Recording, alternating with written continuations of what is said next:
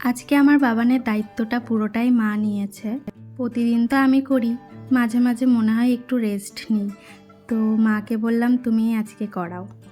2 দিন তো হলো মা নেই বাড়িতে, ওই জন্য আমার মা চলে এসেছিল, তো ছিল আমার মা আমার কাছেই। তো সকালে উঠে বাবানকে ব্রাশ করানো, জামা কাপড় ছাড়ানো, মানে পুরোটাই মা করেছিল আজকে।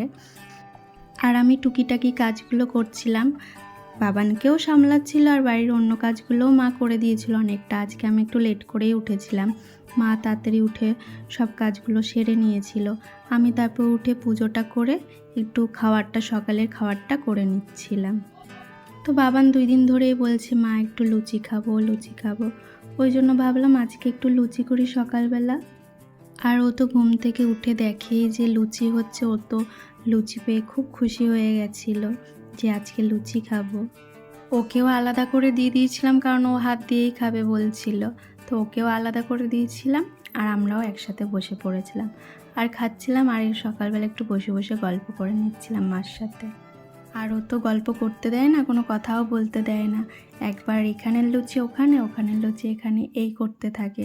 আর ওই যে বেলুন চাকি নিয়ে চলে এসছে, ওটা দিয়ে ও বেলবে, ও লুচি করবে, সেটাই আবার আমাদেরকে খেতে হবে, এরকমই বায়না।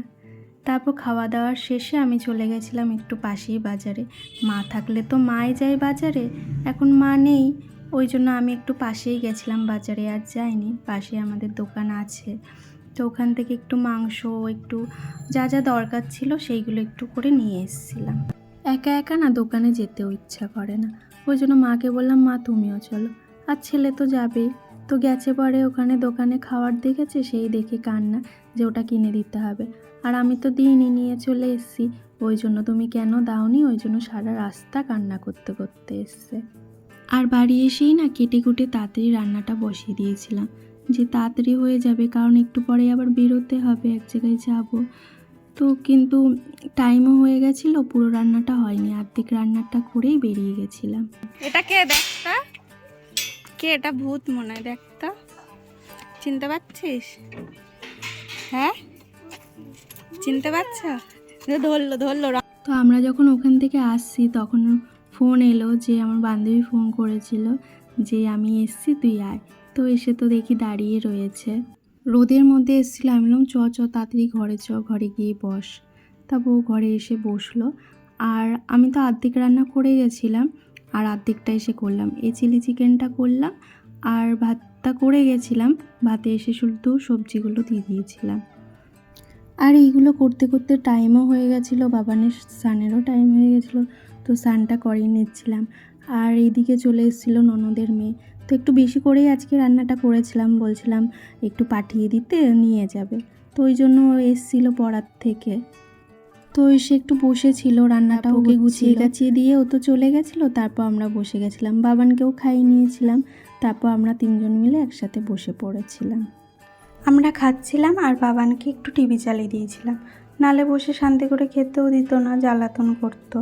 তারপর খাওয়া দাওয়ার পরে শেষে আমরা একটু বসে গল্প করছিলাম। অনেক ছোটোবেলাকার বান্ধবী, আমরা যখন প্রাইমারি স্কুলে পড়ি তখন থেকেই আমাদের বন্ধুত্বটা, তা আস্তে আস্তে আরও গভীর হয়েছে। পরবর্তীকালে যেন এইভাবেই থাকতে পারি, এটাই আশা করি।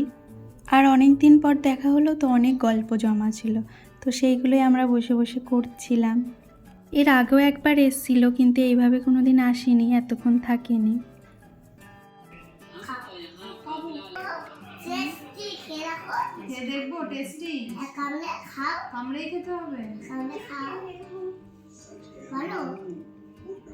গল্প করতে করতে কখন যে বিকেল হয়ে গেছে আমরা টেরও পাইনি।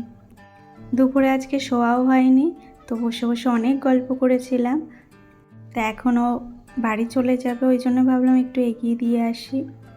তো সবাই মিলে একটু বিকালবেলা বেরিয়েও পড়েছিলাম, ওকে একটু এগিয়েও দিচ্ছিলাম, আর ভাবলাম একটু হাঁটাও হয়ে যাবে। তো তোমরা সকলে ভালো থেকো এবং সুস্থ থেকো।